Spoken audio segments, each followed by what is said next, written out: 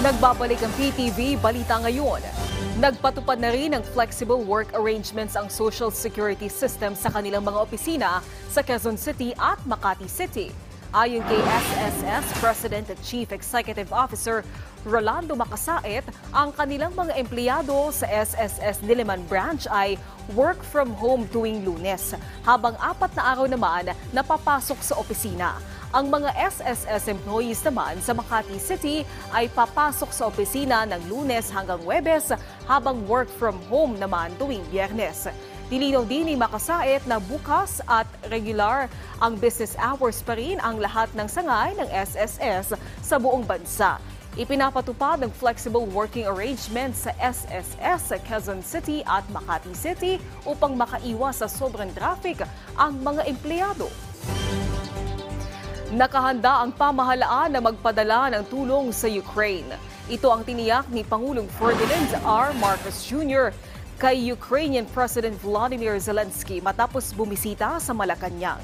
Hiniling ni Zelensky kay Pangulong Marcos Jr. na magpadala ng mental health workers sa Ukraine dahil isa ito sa kailangan ng kanilang mga sundalo. Binigyan diin naman ng Pangulo ang kahandaang tumulong sa aspetong ito dahil kilala ang kakayanan ng Pilipinas pagdating sa healthcare services. Bukod pa sa commitment ito ng bansa sa United Nations peacekeeping process. Samantala, alamin natin ang ibang balita mula kay Julius Pacot ng PTV Davao. Mayong adlaw, usa ka rescued Brahmini kahit umas na ilang reback Sea Eagle ang gi-turnover sa Community Environment and Natural Resources Concenro sa Barangay San Vicente, Banga sa South Cotabato. Kini human nga nakita kini sa usa ka concerned citizen nga si Jerry Ging nga diha sa Lake Warden ang maong langgam nga nahulog daplin sa lanaw sa Lake Siloton, Barangay Siloton sa Lake Cebu. Dali dayon kining giluwas ug nakitang nasamdan ang walang tiil sa maong mananap. Ang maong mananap gihatod dayon sa Main Road Lake Cebu ug nadawat sa Senro, Banga, pinagi sa Conservation and Development Section o gidala sa Regional Wildlife Rescue Center sa Sultan Kudarat University alang sa tukmang tambal ug pagpaayo sa dili pa buhi ag balik diha siyang natural niining Pinoy-anan. Samtang 82% nang nakumpleto ang nagapadayon nga konstruksyon sa dalan nga magsumpay sa Zamboanga City padulong diha sa Zamboanga del Norte.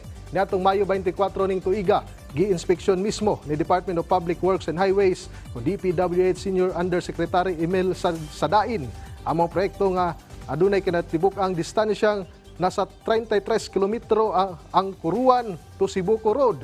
Din makumpleto na sa pagkakaron ang pagsemento sa 30.80 kilometers niini. Gipasalig usab sa DPWH nga padayon silang nakamonitor sa mga proyekto aron masiguro ang gilayon ug maatiman ang mga suliran ingon man sab ang mapaspasan ang paghuman niini. Nalakip kini sa Improving Growth Corridors in Mindanao Road Sector Project nga gipunduhan pinagi sa loan agreement tali sa gobyerno sa nasod ug sa Asian Development Bank. Ginalantaw usab nga dako ang matabang sa mga proyekto sa natad sa transportasyon alang na usab sa pagpalambo sa tibuok rehiyon 9. Og mao kadtong mga nag-unang mga balita gikan dinhi sa PTV Davao, ako si Julius Pacot. Mayong adlaw. Daghang salamat Julius Pacot. At yan ang mga balita sa oras na ito. Para sa iba pang update, i-follow at i-like kami sa aming social media sites sa @PTVPH. Ako po si Naomi Tiburcio para sa Pambansang TV sa Bagong Pilipinas.